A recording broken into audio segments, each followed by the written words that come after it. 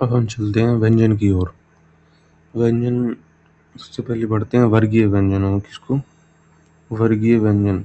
वर्गीय व्यंजन इनको क्यों कहते हैं? क्योंकि यहाँ से भी ये 5 हैं, ठीक है, और यहाँ से भी ये 5 हैं, ये स्क्वायर के फॉर्म में है, ठीक है। वर्गीय व्यंजन ये सारों को वर्गीय व्यंजन बोलते हैं जिनकी संख्या होती है, जिनकी संख्या है 25, ठीक है। का खा का घा उआ, चा छा जा झा उआ, ठीक है। टा ठा डा ढा अड़ा, ता था दा धा ना, पा फा बा भा मा, ठीक है। इनमें से जो पांचवें वर्ड हैं ड़ा, उआ, अड़ा, ना, मा, ये सब इनको बोलते हैं नासकीय व्यंजन, ठीक है। नासकीय व्यंजन बोलते हैं इसको। ड़ा, इया, अड़ा, ना, मा। फिर दूसरे इनमें होते हैं कौन से? चा छा जा झा। दूसरे इनमें होते हैं चा छा जा झा, जिनको बोलते हैं स्पर्श संघर्षी। इनको बोलते हैं स्पर्श संघर्षी। फिर जो बचे हुए व्यंजन होते हैं, जैसे कि ये का खा गा घा बच गया, ठीक है। टा ठा डा ढा बच गया, ता था दा धा बच गया, पा फा पा भा। इन सबको बोलते हैं स्पर्श संघर्षी। तो टोटल 25 वर्गीय व्यंजन हैं, जिनमें से 16 स्पर्श संघर्षी हैं, जो कि दिए हुए हैं ये। इनमें से चा छा जा झा को हटा दिया जाए। 4 स्पर्श संघर्षी हैं, जो कि हैं चा छा जा झा, ठीक है। और 5 तो आपको पता ही है, ये है नासकीय व्यंजन, ठीक है।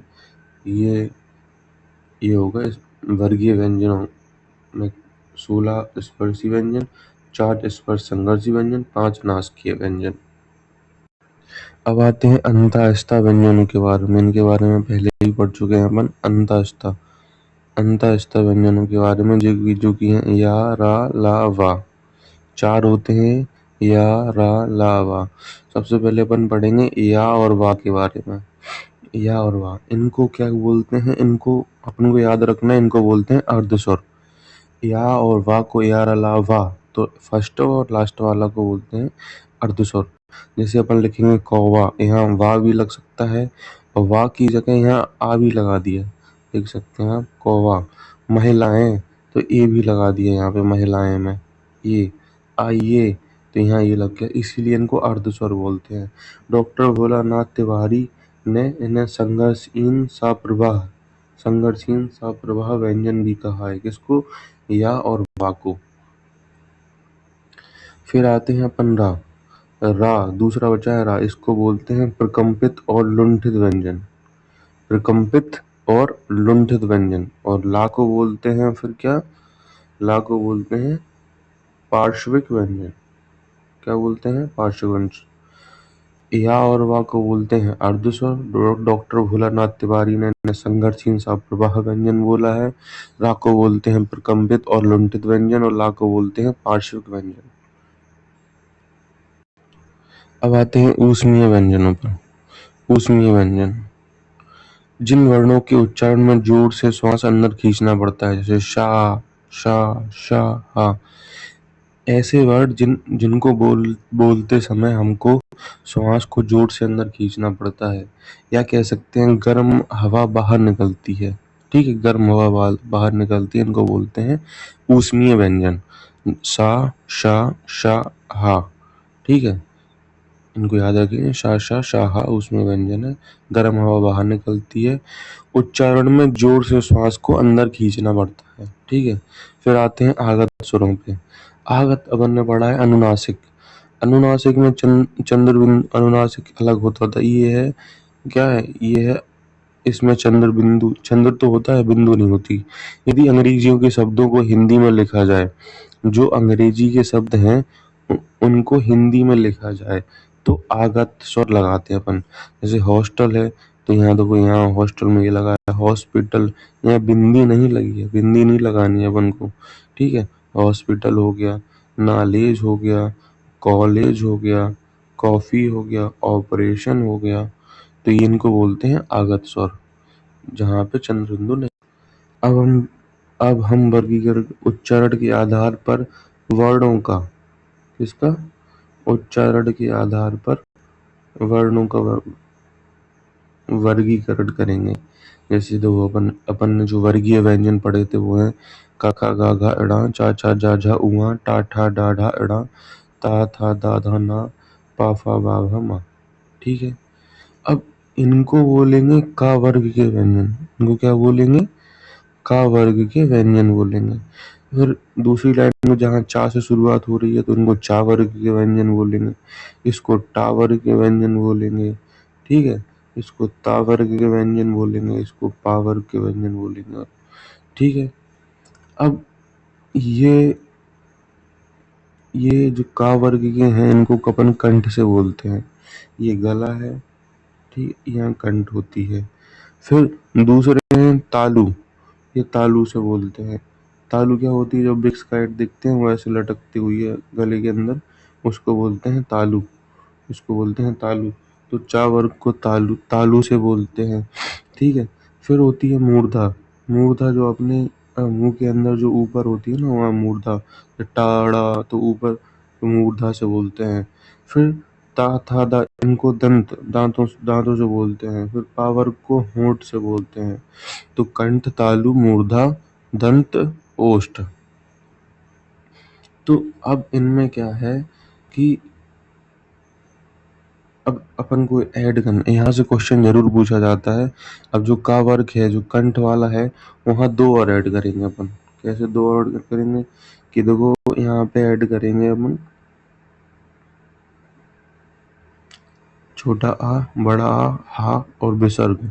यहाँ चार ऐड कर दिए अपन ने पहले में। तो ये कंठ कंठ से बोले गए तो इनको बोला गया कंठव्य, इनको बोला गया कंठव्य।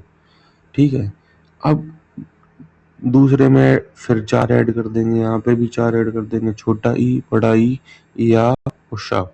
चार यहाँ, ये तालव्य बोलेंगे इनको। फिर तीसरे में तीन ऐड कर देंगे, चार चार तीन, ऋषि, रा और शा। ठीक है, फिर दंतम में ला सा जा, ये जा है नुक्ता वाला। ठीक है, ला सा जा, ये जा है नुक्ता वाला। फिर ओष्ठ में करेंगे छोटा ऊ, बड़ा ऊ, यहाँ दो ऐड कर देंगे, यहाँ तीन ऐड कर। ठीक है, तो यहाँ से अपन को पता चलता है जैसे का खा गा घा ड़ा, छोटा आ, बड़ा आ और हा और विसर्ग। विसर्ग को भी आप भूलना मत, इसको कंठ पे बोलते हैं। चा चा झा झा इया, छोटा ई, बड़ा ई, या और शा, इसको ताल पे बोलते हैं। टा ठा डा ढा अड़ा, ऋषि, रा और शा, इसको मूर्धन्य बोलते हैं। ता था दा धा ना, ला सा जा, जा नुक्ता वाला है, इसको दंत बोलते हैं। पा फा बा भा मा, छोटा ऊ, बड़ा ऊ, इसको ओष्ठ बोलते हैं। यहाँ दो है, छोटा ऊ, बड़ा ऊ, ओष्ठ बोलते हैं। अब दो को मिला के, जैसे कि ये किससे बनता है? ये बनता है छोटा आ और ई से। छोटा आ कहाँ पे है? छोटा ये है, छोटा ई ये है। ये क्या है? कंठ में, ये कंठ है और तालव्य है। तो जो ई आई जो कहलाएंगे, जो ए और ऐ कहलाएंगे, ये कहलाएंगे कंठ तालव्य। कंठ और तालु से मिलके बने हैं। ठीक है, ए ऐ। और छोटा आ जैसे कंठ में है, छोटा आ कंठ में है, और छोटा ऊ यहाँ पे ओष्ठ में है, तो ये कहलाएंगे कंठोष्ठ। ये बोलाएंगे कंठ ओष्ठ। तो यहाँ से ये इम्पोर्टेंट है। अब आते हैं नुक्ता पर। नुक्ता, ये जो नुक्ता है, ये नुक्ता जो लगा हुआ है, ये लगता है बिल्कुल नीचे, नीचे लगता है। जैसे का खा, ये लगा है नुक्ता।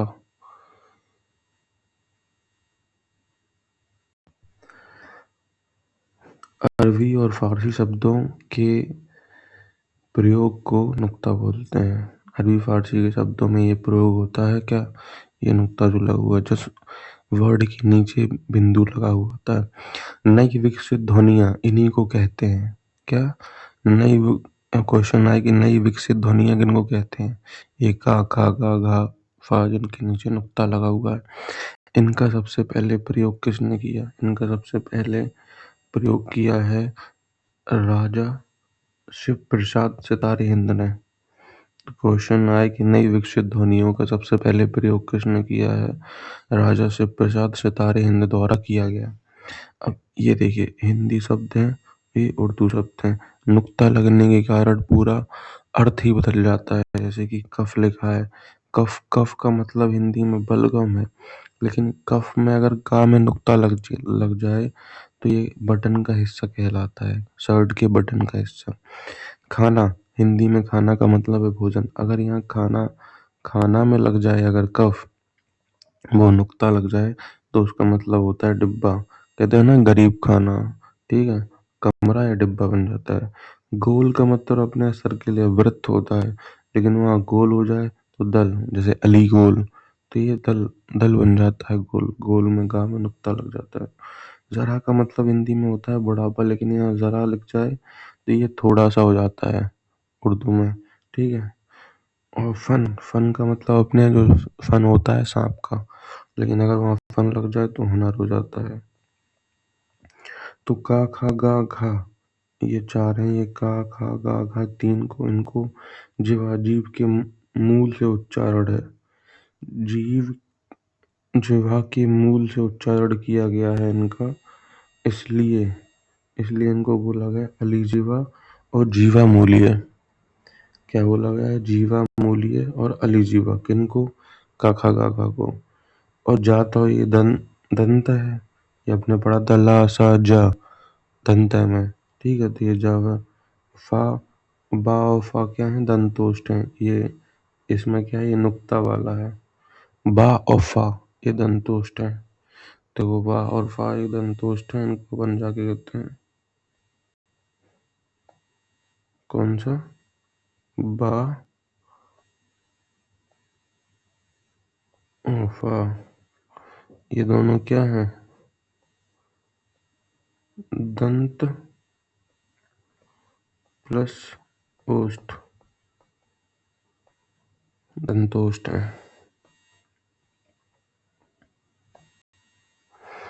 तो ये हो गई है नई विकसित ध्वनियां, इनमें नुक्ता लगा हुआ है। काका का को जीवा मूली और अलीजीवा बोलते हैं। अब आते हैं प्राणत्व के आधार पर, प्राण, जहाँ प्राण लगे, आधार पर वर्गीकरण करेंगे व्यंजनों का। सबसे पहले पढ़ते हैं अपन अल्प प्राण। सबसे पहले जिनके उच्चारण में कम श्वास खर्च हो, कम सांस खर्च हो रही है, और कम प्राण वायु, कम प्राण वायु की आवश्यकता हो, तो उनको बोलते हैं अल्प प्राण। अल्प का मतलब ये कम, और प्राण मतलब प्राण वायु की आवश्यकता है, ठीक है। तो अपन ने जो वर्गीय व्यंजन पढ़े थे उनको ऐसे लिख लेंगे, 1 2 3 4 5, ठीक है।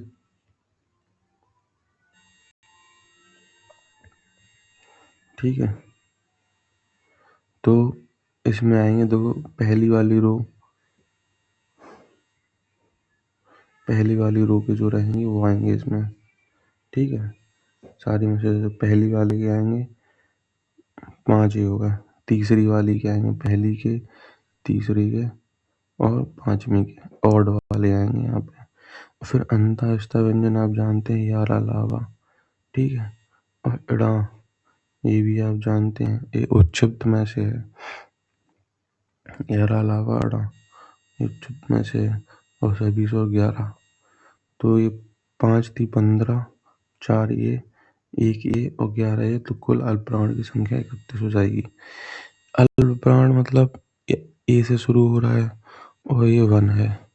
याद करने की ट्रिक ये है कि 1 से चालू है, तो 1 से 135, ठीक है। अंतःस्थ, यारा लावा और ड़ा और सभी स्वर, ये कुल मिला के हो जाएंगे 31, ये हो जाएंगे 31, 31। फिर आते हैं महाप्राण पे। महाप्राण पे आते हैं तो जिनके उच्चारण में, जिनके उच्चारण में अधिक श्वास खर्च हो, अधिक प्राण वायु की आवश्यकता हो, तो महाप्राण मतलब ज्यादा प्राण वायु की आवश्यकता है। तो अब बचे कौन से हैं? 1 3 5 तो हो गए, बचे हैं 2 और 4, ठीक है, 2 और 4, तो ये 5 ये हो जाएंगे, 5 ये हो जाएंगे। फिर डा तो इधर आ गया, तो ये ढा बचा जो यहाँ आ गया, डा ढा उच्चुत में से। फिर ऊष्मीय व्यंजन बचे हैं सा सा शाह, तो ये क्या हो जाएंगे? 5 प्लस 5 प्लस 1 प्लस 4, तो ये टोटल हो जाएंगे 15। तो महाप्राण हो गए 15, 2 और 4 अड़ा और ऊष्मीय व्यंजन। जो है बनना। तो ये सीखा अपन ने अल्प प्राण और महाप्राण के बारे में। अल्प प्राण कम प्राणवायु की आवश्यकता, अधिक प्राणवायु की आवश्यकता, 1, 3, 5 अंता, आस्ता, उड़ा और सभी स्वर, ये टोटल 31। यहाँ दूसरा चौथा और अड़ा ऊष्मीय व्यंजन। अब आते हैं वो क्या था, प्राणवायु के आधार पर वर्गीकरण। यह स्वर तंत्रियों के आधार पर वर्णों का विभाजन। क्या है स्वर तंत्रियां? ठीक है, एक होते हैं घोष, घोष को ही सघोष बोलते हैं, ठीक है। और एक होते हैं अघोष। जहाँ भी अपन हिंदी वर्णमाला में जब भी अपन को अपोजिट लेना होता है तो आ लगाते हैं। तो घोष और सघोष और अघोष। तो जो घोष होते हैं, स्वर तंत्रियों के पास आने पर उसके बीच से हवा निकलती है। जो स्वर तंत्रियां हैं उनके पास आने पर उसके बीच से जो हवा निकलती है उनको घोष बोलते हैं।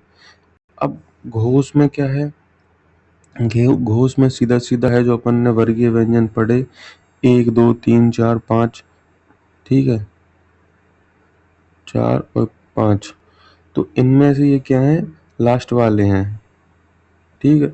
अब इसको ऐसे लो, अघोष, यहाँ पे जो अघोष है वो पहले पहले आएगा, तो 1, 2 उसमें रहेंगे और 3, 4, 5 यहाँ हो गए।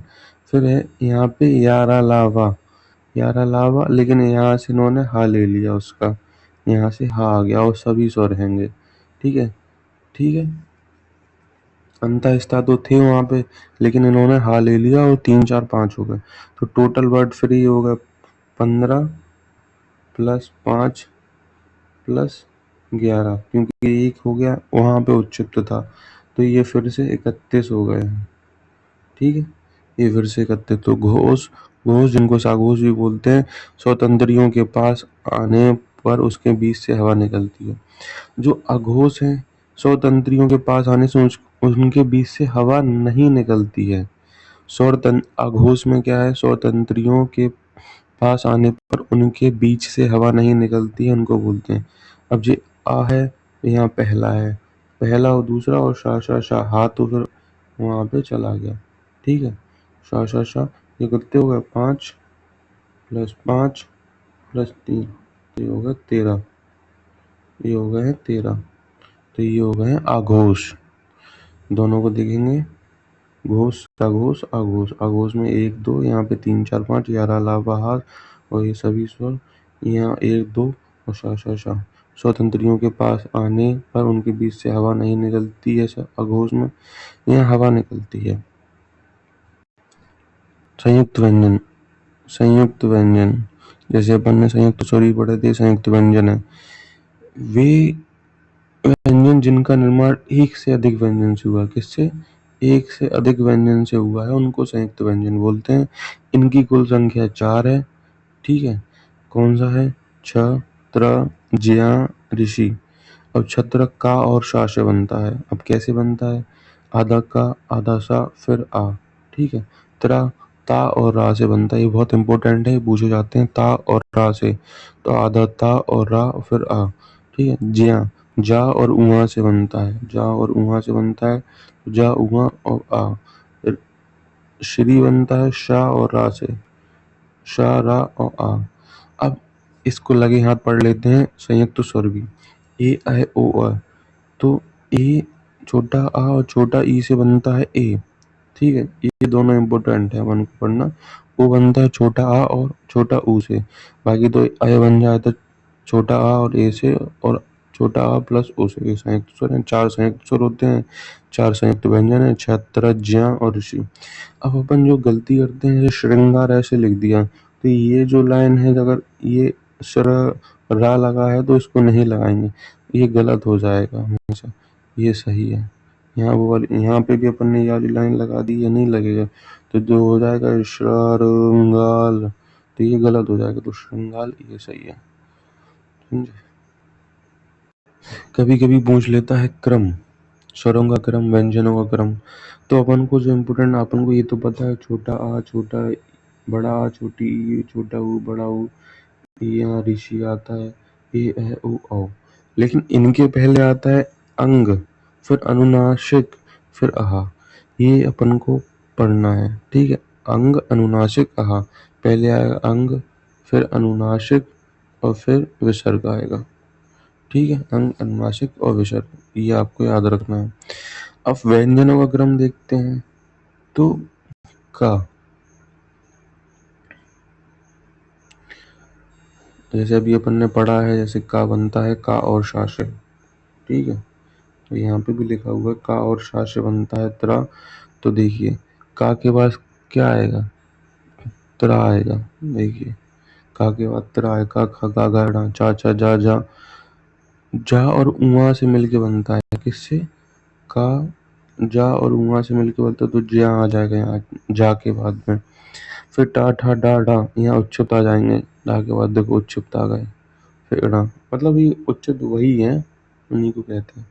ता के बाद त्रा आ जाएगा, ता के ता त्रा था दा धा ना मा, पा फा बा भा मा यारा लावा।